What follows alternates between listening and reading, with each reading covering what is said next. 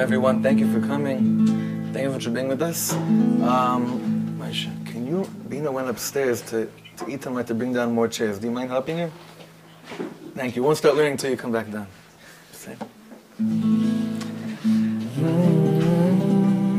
All right, let's sing one more nigun.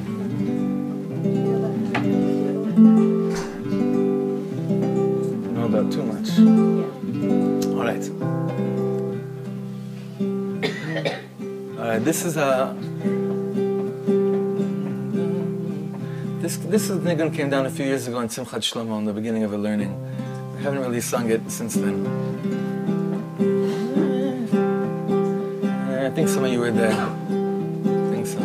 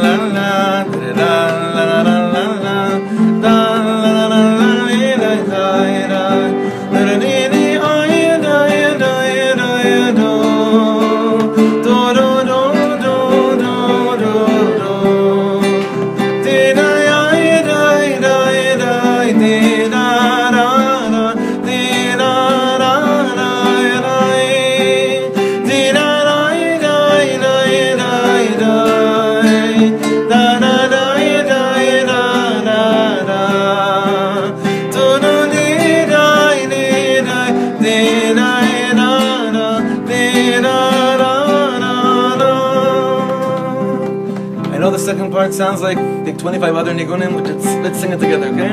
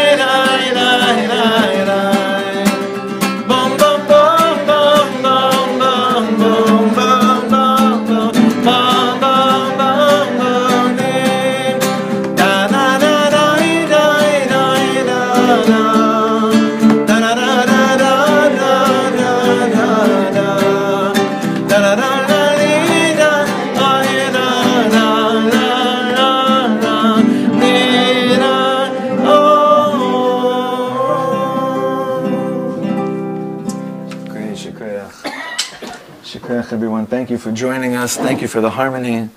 And thank you so much for being in touch over the last week from when I was away, and so many emails back and forth from people that were with us learning from there. So just so you should know, there's a whole beautiful chevra in LA. We were together last week that when I told them about what we have here on Monday nights, and they were like, duh, because of Daniel, we're with you.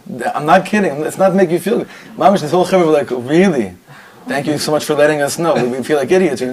We've been looking, Monday 10:30 in the morning for them is 8:30 for us, whenever they do get to it. So anyway, Yishar Koach, Daniel, for making sure this is happening.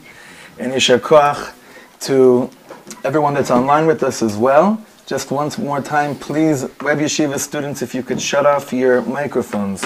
That'd be it just make it easier for tonight. All right, here's some. Shalom Aleichem. Wow. Well, first of all, there's 5,000 different hagdamot, different intros for tonight. I just have to, I always wish that this list would just cease to exist, but unfortunately it's been getting a little bit longer, a little bit out of control. Tonight's learning is for the Refuah Shlema, and mention names. If I don't mention them, mention it to yourselves, please. Alter Baruch ben Sarah, Michal Moshe Ze'ev ben Yehudis, Binyamin Nachman Mordechai, Mordechai Binyamin Nachman ben Ilana, Shoshana Ressa bas Ahuva, Shlomo Mendel ben Rachel, and Harav Natan Daniel ben Malka. Tonight's Shiur is also Le'ilui Nishmas, for the elevation memory of Yom Tov Lipa ben Aryeh Leib, Yehuda's great-grandfather, and Moshe's great-grandfather. Tomorrow night's the Yortzeit, and Neshama should have an eternal aliyah. And for my dear friend Nadir's parents, Miriam bat Eliyahu Zechariah ben Yaakov, and Stewie's Abba Eliezer ben Eliyahu Aryeh. Everyone should have such nachas from what they see when they look down here. And they look down at their children and their grandchildren. Before anything, I have to share with you something interesting that happened. Something very, very interesting that happened last week. Yeah, also very important to a big tzaddik who just died a few hours ago. To Reb Meir Schuster, Halav Shalom. One of the biggest, the founder of the Heritage House, Yerushalayim. This is a yid who neshama by neshama, he looked at every, there's a saying of Chazal that kol hamatzil nefesh achas, it's like person that saves one soul, it's like he saved all of Am Yisrael. You have certain neshamas that chose to take that Chazal, to take that statement of Chazal, and look at each and every neshama, and say like, I have the whole world in my hands when I'm just with this one person. And there's a chair here. You're good? You probably fall asleep. And he just passed away. He founded the Heritage House in Yerushalayim, in the old city. Anyway, and we're friendly with his children and grandchildren, so Reb Meir, Be'ezer Hashem, should have an eternal aliyah in Shemayim with this crazy stuff going on. A lot going on. I want to share with you something that dafka happened last week. Something that I was saying to the Chevra here on Shabbos, and no one was in the Shiur on Shabbos, right? The Shabbos Shiur here. I was sharing with the Chevra there something very weird, very interesting that happened to me. I was in San Diego last week. Last Sunday night I had a concert in San Diego, and if any of you know San Diego, it's only about like 40 or 50 miles north of Mexico, right? If that. Less even, yeah, I think like 35 miles.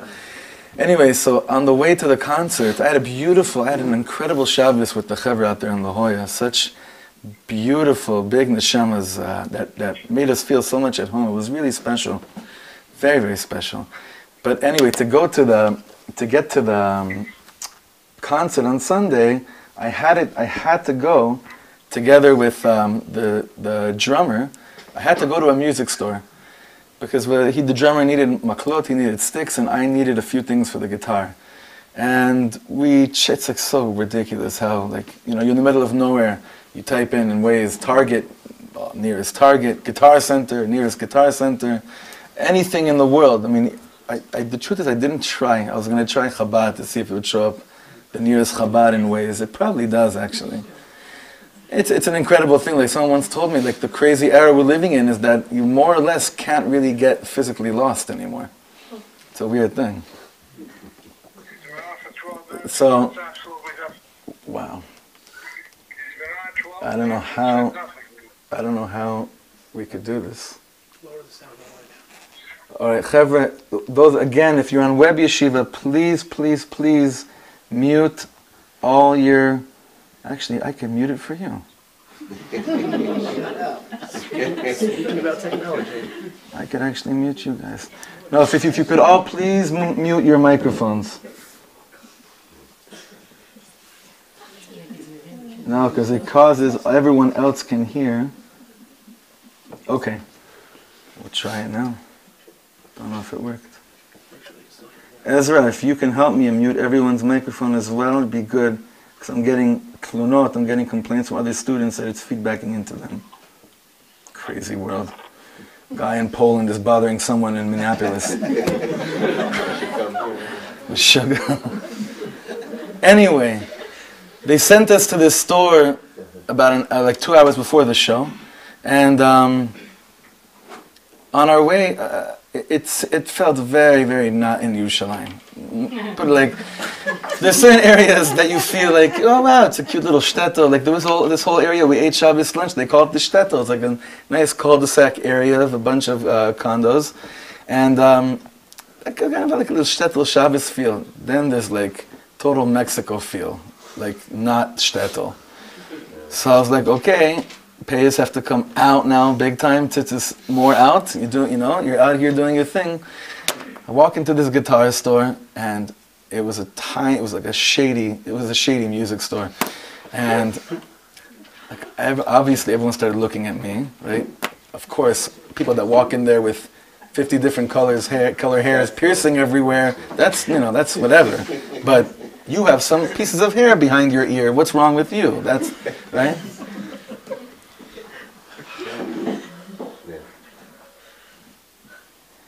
And I walk down the aisle and I'm like, wow, this is like where they really don't either have Jews or like Jews, because on Shabbos they told me that the area where I stayed in, Jews were not allowed to buy any land there till like 1970.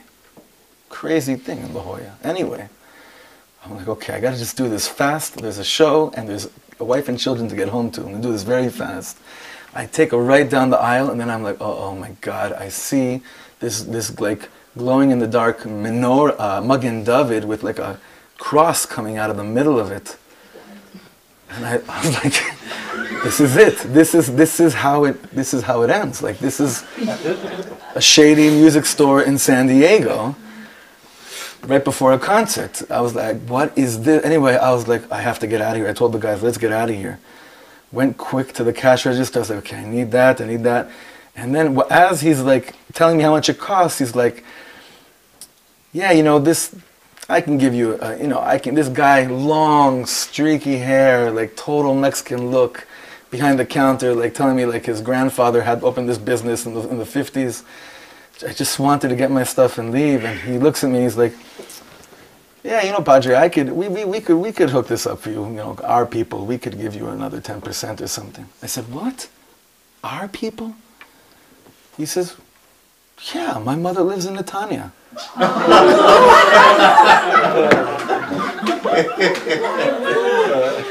No way. He said, in fact, and then like with the heavy accent, like this Southern Californian accent, he says to me, yeah, in fact, Padre, my daughter, Shomer Shabbos, now 4 months. Anyway, I realized like what, and I was saying the Chevra on Shabbos, like it was also the Parshat of the Egel, of the sin of the golden calf. What you see is not what you get at all. Did you give him tickets to the show? We told him about it. I didn't have to tell him. We told him about it, definitely, because he was wondering what in the world we were doing there. It was an incredible. It hit me also on the plane on one of the flights. This woman, this blonde stewardess on like very not Jewish looking woman on Delta, kept on coming up to me during the flight and saying, I thought she had a weird accent. She kept on saying these weird words to me the whole flight. I was wondering, maybe she thinks we have this same language. I don't know. I didn't understand what word she was saying to me. I'd be like, looked around, and then till I realized at the end, I thanked her for something, and she said she's like, "Sababa." I said, "What?" I actually asked her, "What?" She said, "Sababa?" Asked me if that's I was like, "Sababa." That's what you mean. She was a year dating an Israeli guy, and she was working on her Hebrew to meet the parents a few months later. The whole trip for me was not at all, it's just not what you get. What you see is not what you, at all. And in that spirit, like Rabbi Shlomo had said when we were learning about the golden calf, those of you who were learning with us last week, he said, if you want to begin to understand the story of Moshe Rabbeinu breaking the luchos, and all that happened with the golden calf, with Aaron HaKohen, and all that happened over there, first of all, rid your mind from any preconceived notions of what you think actually took place with Am Yisrael wanting to bow down to Avodah Zarah, Moshe Rabbeinu getting angry and chucking God's word into the ground. If you can first rid yourself from all those images that we have in our heads since we're little children, then you can begin to understand that what you see is not what you get. And it's like this with every parsha, with everything. However, tonight, I want to briefly discuss something that I know will be a very touchy subject for many people, myself included, but those of you who have learned this before know that the last thing that we talk about here are things that aren't personal. En malasot.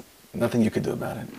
There's no more time to learn about theory when it comes to Torah. There's just no more time anymore. Nothing. There's no time left. So I want to speak about something that actually, it's so funny that you're sitting next to me, something that I struggle with, that I've struggled with for many years, and I can't figure out why I struggle with it. And that is the concept of a minion. A minion. You'll see, women, you'll be tied into this in a second. Don't feel excluded at all. This will all come together. I have friends, they cannot daven without a minion, for whatever the reason is. I remember one time I flew with David Elva Shalom and Lenny Solomon from Shlakrock. We're flying to New York. And we were about to start, each of us was starting our own tour in different areas. It's very interesting, it was July. This is many years ago, it's 10 years ago. And I remember that I was thinking to myself, wow, finally I could just find a forest in upstate New York and all that green area and go with my talis and tefillin where no one can see me and just scream out to Hashem, it'd be so great. And Lenny, if you know Lenny from Shlakrock, he's the best in the world. And his ADHD has been the biggest bracha to Am Yisrael for many years. Very, right? So Lenny's like, she's like, Shloim, he calls me Shloim. Shloim, where we hit in 6:30? We landed 6:30, Shachris, Kew Garden Hills. Like, Lenny, I'm finally able to have a real excuse to not daven in minion because I'm on the road, I'm traveling. He's like, Shloim, one thing I do, I'm on the road for, I don't know what he said to me, 25 years, whatever it was. My thing is, I never, ever, ever, ever miss a minion. I know exactly before I travel, and today with apps, find minions wherever you are all the time. This is pre-apps, pre-iPhones. Always. Then I have chevra, that the hardest thing in the world, from a holy place, is for them to daven with a minion. Very, very hard for certain people. Coming from a beautiful place. Obviously, there are those who it doesn't matter to them at all, and they're doing their own thing, and everyone should be blessed doing whatever they're doing, as long as everyone feels close to what they're doing in their hearts. You'll see where we're going with all this, Bezrat Hashem. What was the whole inyan? Why do Jews have to pray together? Why are we supposed to daven in a minion? And why is it that we don't have to learn in a minion? Right now, if there was 3 of us, we can give a shiur. But if we want to say Kaddish, if we want to daven after we learn, it has to be 10. Why? What's the difference? Why, dafka, when we learn, you don't have to have a minion, but when you daven, you're supposed to always have a minion with you. So this is an incredible thing. If some of you saw the title of the shiur today, I gave a title thinking I was going to go a certain direction, not realizing that the other direction that we're eventually ending up taking is so much more to the point of what the title was, about being a loner, being alone, being lonely. The more people that I see, that I meet in this world, feel that they are the only ones that are going through whatever they're going through. And the only consolation they have in their lives is when they find out that someone else is going through something similar to what they're going through. That's the only consolation. You could be going through the hardest thing of your life, and it's torturous until one nikuda. Until when? When you see someone else that's going through it. It doesn't take away from your pain, but it does something beautiful. Is that the aloneness changes. You're still alone, but someone else is on this ride with you. I'll never forget. I shared it with you once or twice before, but at the Shiva of my dear friend Ari Weiss, Hashem Yikom Damo, from Ranana, I remember at the Shiva, Ruvain and Zahava Gilmore, the parents of Eish Kodesh Gilmore, came to the Shiva in Ranana. They lost their son Eish Kodesh, and they came to the Shiva, and everyone. I was wondering, like, oh, what do they have to do with each other? And there's nothing to do with each other. It's just people that have been through that horrible, devastating thing, Shalom Neda, Lo Aleinu, a million times over. Just their presence in that place doesn't change. It's not like, oh, now I'm consoled. But it changes the level of aloneness, of being alone. Some people are terrified of being alone. Some people are terrified of actually being with people. Some people are alone when they're on stage in front of 2,000 people. And some people feel like they have everything in the world sitting with two friends. The whole concept of feeling alone and being alone is a very relative concept. And we're going to try to understand tonight something very, very chashuv, very important, that has to do with the way you and I deal with our lives today, and the way that we've been dealing with Yiddishkeit for thousands of years. Thousands of years. You know, when you daven, when you pray, well, let's go the other way. When you learn, on what level do you have to connect to the person you're learning with? What do you think? On what level do you have to connect to a person? Probably more intellectually, academically, no? You could say on a soul level we're both into the same Rebbe. You could get away with actually good learning, with connecting to someone intellectually. You could get away with it 100%. Is that the ultimate? Obviously not. But Rabbi Shlomo says that when you pray with people, the whole point of a minion was not, okay, we're 10 people, let's do it. Like, you count people. We have 10, oh, now we could daven. Do you think that's what God had in mind?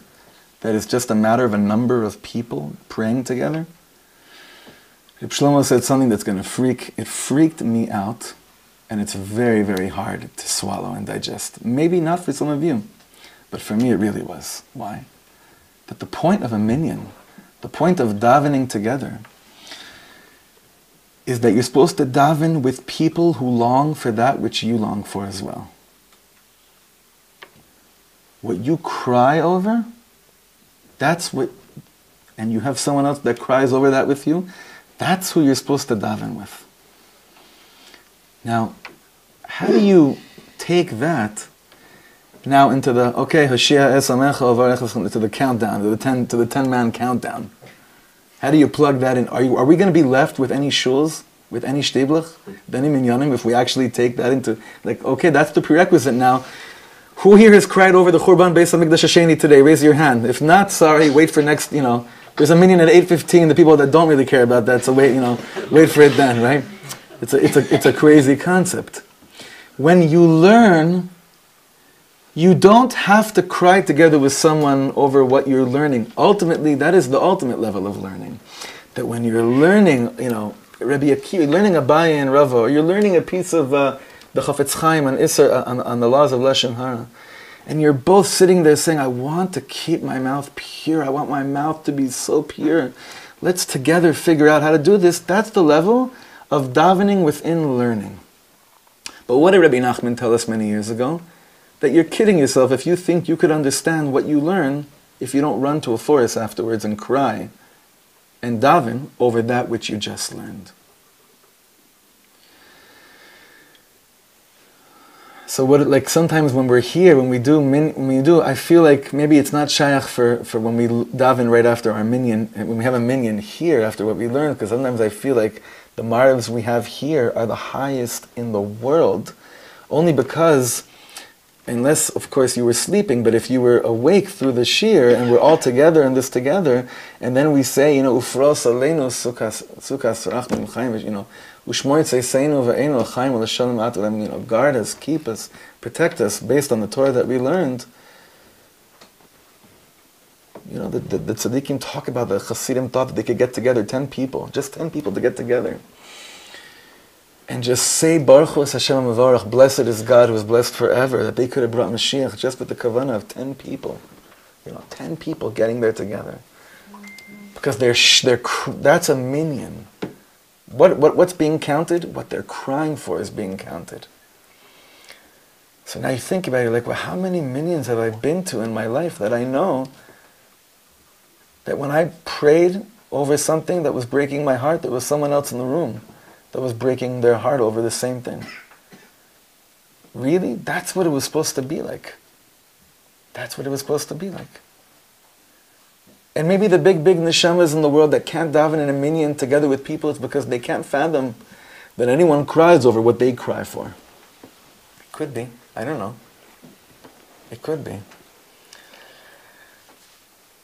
What happens to you when you find that one person who you know that they're davening over the same things that you're davening for? Now, we're not talking exactly the same things, but that hole you have in your heart, they have that hole as well. You know what happens to the room? The room, there's like, instead of there being 10, now there's really only 9, because 2 became 1. And ultimately, what's the goal? Is that 10 are really just 1 behind the shliach, the messenger of the tzibur. That's what a shliach tzibur means. That he's a messenger on behalf of everyone else that's in the tzibur. Sometimes people felt like they explained to me. I had the privilege, I think only one time when I was a little boy, to daven with Rabbi Shlomo. One time in Los Angeles by the Ritchie's house. But I barely remember it. I have a vague memory, and I verified it with my father recently. But anyone that I know that davened with Rabbi Shlomo, they always felt like it was so high, not just because the harmonies were so high, but because we knew that he's our shaliach. He's crying over what we're crying for. Anyway, that is the goal. That was the idea behind the minion. That's the real idea behind the minion. My father, I remember when he was chazan in this shul in Los Angeles, Beth Jacob, he used to have a piece of paper in his suit jacket, in his pocket, and he used to pull it out right before he would go up to the amud. He would go up to daven, and he'd look at it, and then he'd look around at everyone in the shul. He'd turn around to everybody in the shul, and then he'd start davening. So he still does it? He still does it. I haven't seen him daven in a while. You saw him do it right now? So I asked him, Al mata mistakel, what are you looking at? So he said to me that he learned from Rabbi Nachman that a chazan has to connect to each person that he is a shaliach for, because if not, you're not really yotzei yedei shlichus. You're not really a chazan unless you're really a shaliach of the people that you're davening for. So you have to know who you're connected to. You have to know who you're being sent for. So this is just an amazing concept. Now, what on earth does that have to do with Parshat Vayakhel? Ma kesher. Before we get to that, I once took a walk on the streets of Yerushalayim with a big tzaddik. And I had the holy chutzpah to ask him a non-Torah per se question, which really, to me, really is actually legamre Torah. But I asked him a question that didn't really sound like the regular classic, okay, so what is, what does Rashi say? What's the difference between Rashi and Ramban on Korbanos or something like that? It wasn't that. I said to him, can you just share with me your heart for 1 second? And he said to me, everything is beautiful in his life. Everything, but there's one thing that he doesn't know if he could take any more of. He said, habdidut ola ala kol. Feeling like I'm alone. No, sorry. This is a distinction in Hebrew. Feeling lonely it's almost too much. I almost can't deal with it.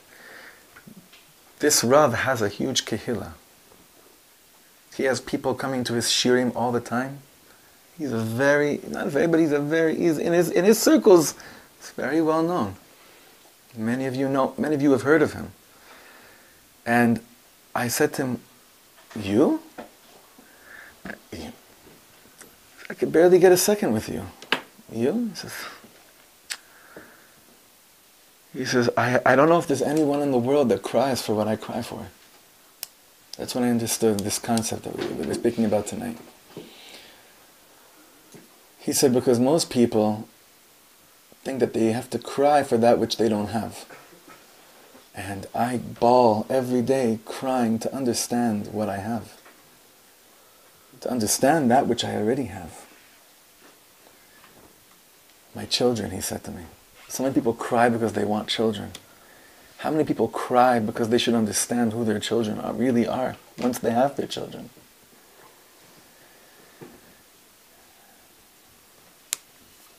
So, what does a person do when he feels alone, usually? He hides even more. There's even more hiding going on. You know, as I'm talking to you guys right now, I could see that either you fell asleep, or you just can't, or it's too hard to really take this inyan in. It's whatever is, it's good. Sometimes people who fall asleep, and Rabbi Shlomo said it's good that the malachim around them it's going in deeper than if they'd be awake, But you know that when God had in mind to create human beings, or to create Am Yisrael, the last thing in the world that he thought of when creating them would be that people should hide from each other. That people should hide their weaknesses from each other. That people should hide their vulnerability from each other, their being vulnerable from each other. That's like the last thing in the world that God had in mind when he thought of creating a tzibur, people that are together. And remember, tzibur, congregation, stands for tzaddik, tzaddikim, beinonim, vereshaim. That's what tzibur, that's the culmination of a tzibur. Tzaddikim, beinonim, and reshaim. Right? Tzaddikim, like Litvaks, Chabadniks, and Breslovers, right? Tzaddikim, beinonim, and reshaim. Good Purim, guys. It's still Adar. It still is Adar. It still is Adar.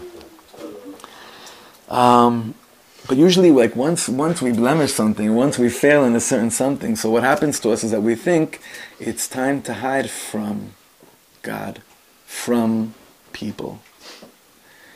In Rabbi Shlomo and Chelek Aleph in Breishis, Rabbi Shlomo brings down a beautiful story about I believe it was a cousin of Reb Nassim. Correct me if I'm wrong, whoever knows this story. A cousin of Reb Nassim of Breslov who was a very big merchant, big macher in the town, lost everything. He lost all his money. You know what? I can't believe this is happening right now. This past Shabbos, as I'm saying this is coming back to me. This, not the Shabbos before, there was someone in the community where I was staying, where when I was introduced to him, they said his last name to me, and I was like, wow, this is amazing. So I'm not going to say the last name because of but when I realized what his last name was, I traced it back that he's a direct grandson of Reb Nassim of Breslov, and he had just found out about it a few months prior. And his story is the same story that I'm about to tell you right now, which is crazy. Crazy. This cousin lost everything. And he decided that he has to keep on running from everything. And till he got to a certain shul in Odessa. I think he met Reb Nassim there. And in Odessa, or maybe he was from Odessa, he met Reb Nassim, whatever the story is. And he told Reb Nassim what happened. He's like, look, I had so much. I was a big veer. I lost it all. Lost my pants, nothing. I have to hide from everybody. I can't face anybody. Reb Nassim said to him, you're supposed to hide. But you're not supposed to hide from God. You're supposed to hide with God. Now, hiding with Hashem versus hiding from Hashem are two completely different inyanim. Sometimes when people fall so low, They hide in the name of the Torah, which is a very, very dangerous thing. It makes them and the Torah look so small. Hiding with the Torah and with the Kadosh Baruch Hu is the most incredible thing in the world. Hiding with a friend from everyone else is already the first step. You were big, you were doing your thing, you were known for whatever you're doing for, and whatever happened. And you're able to find one person that you could say, listen, I can't deal with anyone right now, but I need one person that I could hide with. That's already the beginning of your Knesset back, not even back to where you were, even above to where you were. Because obviously when we fall, it's only so that we get even higher afterwards. Has to be. So when we sin, until we realize that most people in the world did the same avera as we did, and when we think we're the only ones that did it, Gevald, we hide from every person in the world. And really, obviously, we're hiding from ourselves, even though we think, I'm not hiding from myself. No, we're mamish hiding from ourselves. But after falling so low, how does a person figure out how to stop hiding? You'll see how this is all connected to everything we said up until now, Be'ezrat Hashem, I hope. This Parsha begins, Vayakhel. Moshe Rabbeinu gathers everyone together. Vayakhel Moshe is called Adat Bnei Yisrael. The Torah uses a very interesting language. Moshe Rabbeinu gathered together the whole Edah, Adat. What does Edah mean? There's a specific word for it in English. Edah is a... Flock. What's that? Flock. No, that's Eder, huh? Ethnic group is an Eidah. Oh, come on, art school. It's a very simple word. Edah is like a congregation, more or less. Edah. Like a lot of shuls are called Kahal Adat, so and so. It means a congregation. Assembly, yeah, very good, thank you. So, someone turned to me Friday night at the table. They said to me, Art Scroll and Rabbi Shlomo Katz did more for our generation than any other generation of Yiddishkeit. So, thank you for showing us. It's true. So Moshe Rabbeinu, it's Vayakhel Moshe, he gathers everyone together. Now again, who's Moshe Rabbeinu? For right now, he is the Shliach Tzibur. If there was ever a Shliach Tzibur that existed in the world, besides my Abba, it's Moshe Rabbeinu. Because Moshe Rabbeinu literally is the Shliach, he is the messenger of the Tzibur. Come on, let me ask you, I need this badly because I haven't not been a chazan since I'm like 17 for Rosh Hashanah Yom Kippur, so I forget what it's like. But I could just imagine showing up at shul, Rosh Hashanah Yom Kippur, having a chazan up there saying that and feeling like, yeah, this guy gets it. He knows what's going on with me. How good that must feel.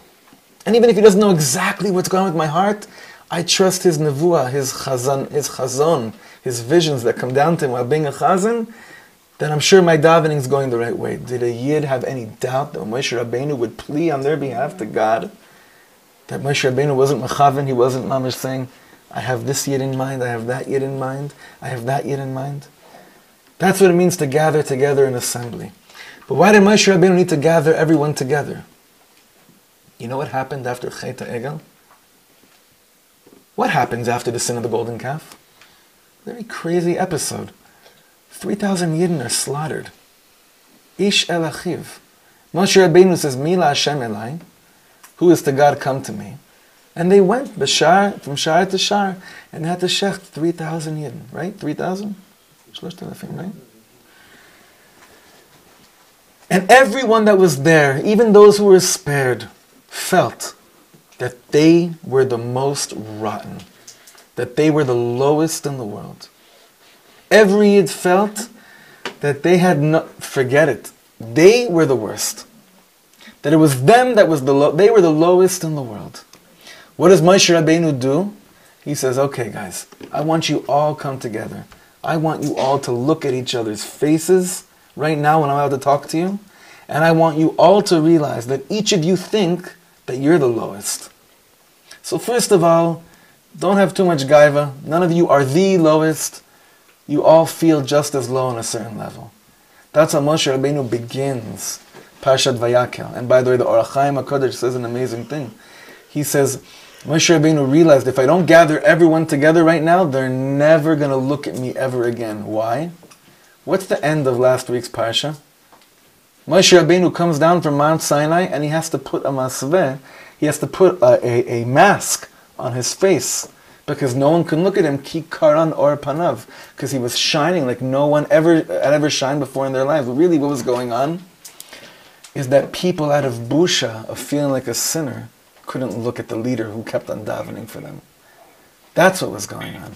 Like the Talmud who keeps on almost getting thrown out of yeshiva, but the Rosh Yeshiva keeps on pulling strings to keep him in the yeshiva. At a certain point, we had 2 or 3 of those guys in our miftar, like that they couldn't, 2 or 3 every semester, that the rabbis kept on pulling strings to keep him in yeshiva. At a certain point, you can't even look at the person because for them, they're just shining too much to you because you feel so low. You feel so low. What causes people to cleanse themselves from feeling so low? So 2 main answers I want to say right now. 2 main things. One is that everybody knows, and we've said this before, this is no chidush. If you have one chazan that believes in you, if you have one shliach tzibur that you can daven with, if you can daven with one person in the world like a real minion, that there's someone with you that cries over what you cry for, you already know that you're out of the darkness. You're beginning to get out of the darkness. If you have one person who you know you can daven with, one person, just one person, and I first of all give us all a bracha right now. I want you to think of it very strong in your own lives. Do I have that one person that I could really feel like I'm in a minion with them? That we really are davening together? Do you have a chazan that you could say, I have a shaliach of my tefillas. I put my faith in this chazan's kavanah when he davens to take my tefillas to the next level. So alavai, alavai, alavai, you should have one of those people. But the Slonim Rebbe said something so beautiful. I saw it the other day, such a beautiful thing. The Slonim Rebbe says, the Netivat Shalom says, the term Adat Bnei Yisrael shows up over here, and it shows up somewhere else. The term Adat, there's like an assembly of people, instead of just Bnei Yisrael. Where else does it show up? By Kedoshim. When it talks about being holy, you have the same wording of Adat. Shlomo Rebbe says, what is this minion of Adat, this assembly? What letters does Adat spell out? If you rearrange the letters, Da'at. Da'at. I'm going to be a big downer right now, and a lot of spiritual practitioners right now, okay? Big downer. One of the things I was inspired by this young chutzpahdik Lubavitcher who starting a whole revolution in Crown Heights, showing Lubavitchers that most of them might be able to memorize prakim of Tanya by heart, but none of them can explain to anyone in normal terms what Seder HaIshtalshelus means, what different concepts in Lubavitch mean, just like on a pshat level. Do you know what causes horrible spiritual confusion? Not when you sin. That's just darkness. It's clear to you that you sinned. It's nothing really too deep. I got to do tshuva. But what causes spiritual cluttering, spiritual confusion, is when I do things that I might know are holy, but I have absolutely no idea what I'm really doing.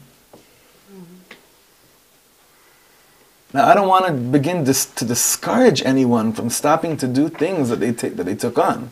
Chas v'chalila. I want to encourage everyone to take on things, but you know what taking on means? Da'at. Da'at. Chochma, bina, da'at. Let's just, on a basic level, to understand what da'at means. You know, Rav Steinsaltz said it very beautifully.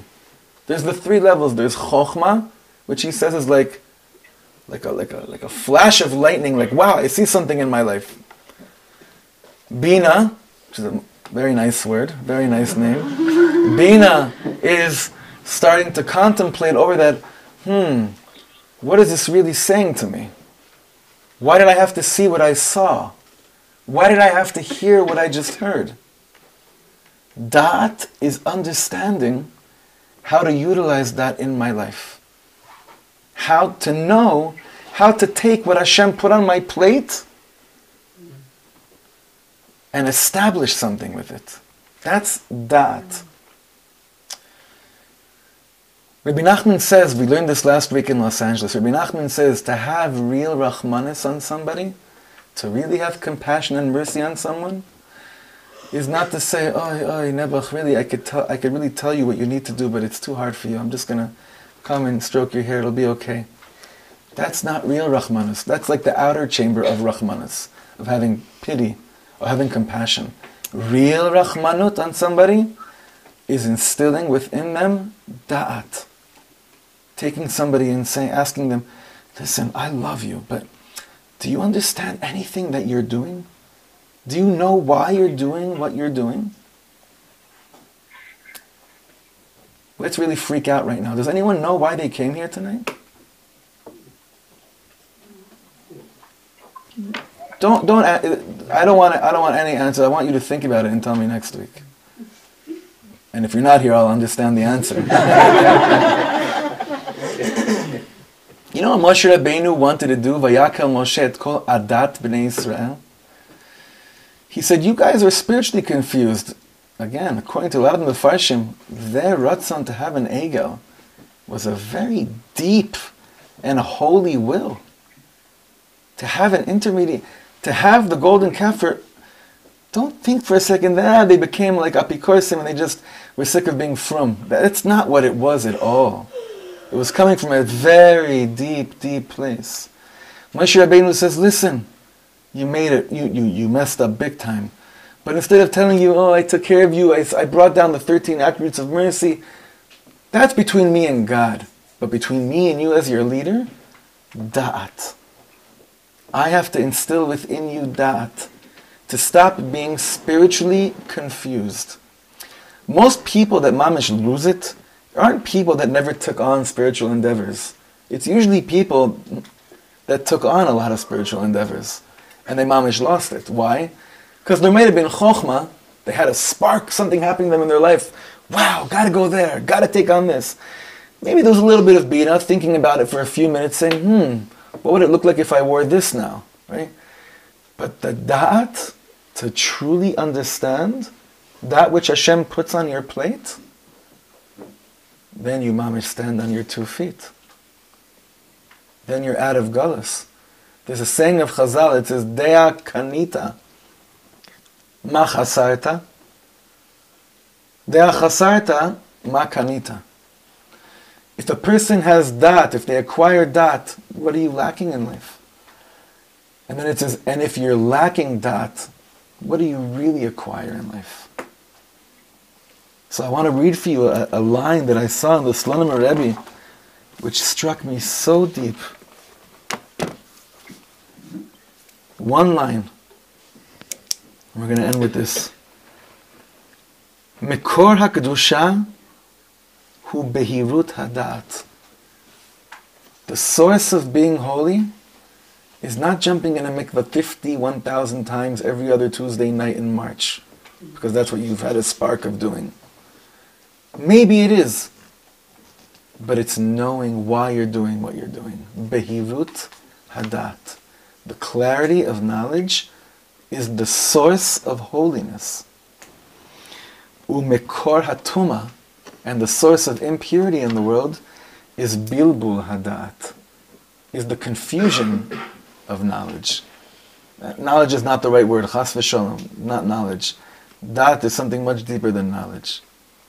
That is understanding what God puts on my plate. Take today. Take the last 4 hours of your life from around approximately 5:30 today. Okay?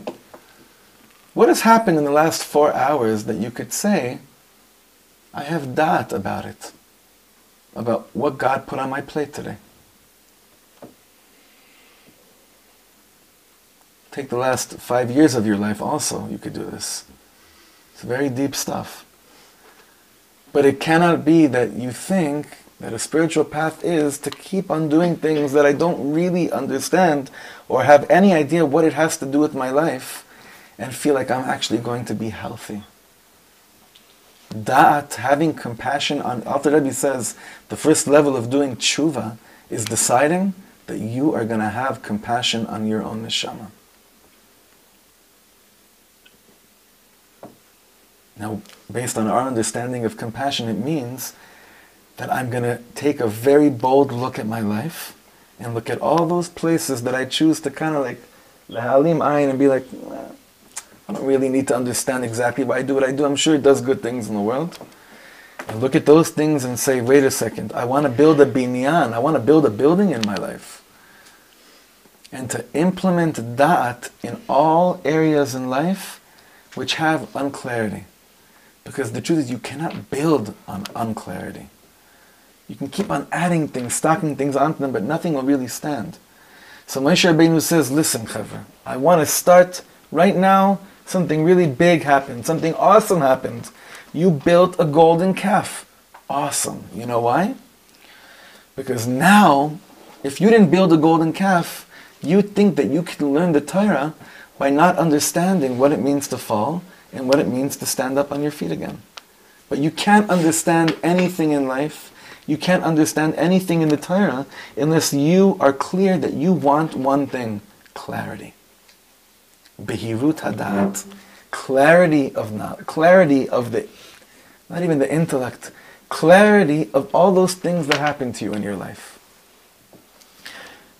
A person is truly in a minion when it's clear to him that people that are around him are there's a da'at, there's an awareness. Awareness is a better word for da'at. Like Rastas would say, conscious, like consciousness, like, there's a consciousness, there's an awareness of what's going on.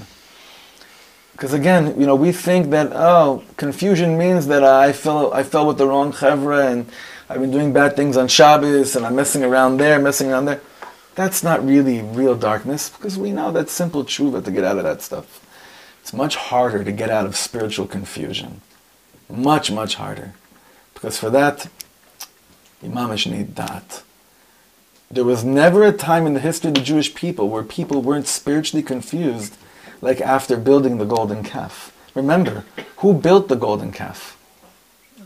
Aaron HaKohen. Does it get more confusing than that?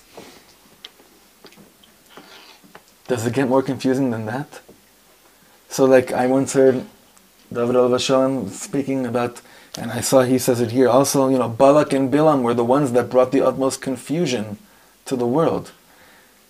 To Jewish people, like talking donkeys, like Russia opening up his mouth saying brachas, what's going on over here? Balak and Bilam, I heard him say, the Talmud Rebbe said, Balak and Bilam spell out the words bilbul amok, deep, deep confusion. Deep confusion. Bilbul amok are the letters Balak and Bilam. We need leaders today. Not who can tell us, listen, take this holy pill, run away from everyone, and realize save your own soul. We need leaders today that look us straight in the eye and tell us, listen, just look at one mitzvah that you've been doing your whole life and ask yourself honestly, do I have da'at in this mitzvah? And work from there. Don't be scared from these kind of teachings, because honestly, kimat kulanu, we're almost all in that same thing together. Hashem should have like infinite rahmanis on us, that we could find the right shul, that we could find the right kehillah, that we could be part of the right edah, like the right adat, the right dat. We can find friendships, that one person that I can hide with, because the ultimate would be, like Rabbi Shlomo said, look, any spiritual person today, he feels alone. Everyone does. But no one said that we shouldn't all be alone together. That's the whole thing, that's the whole secret of Hisbodedus. of speaking alone. Let's just all be alone together. So, who wants to say for Mariv?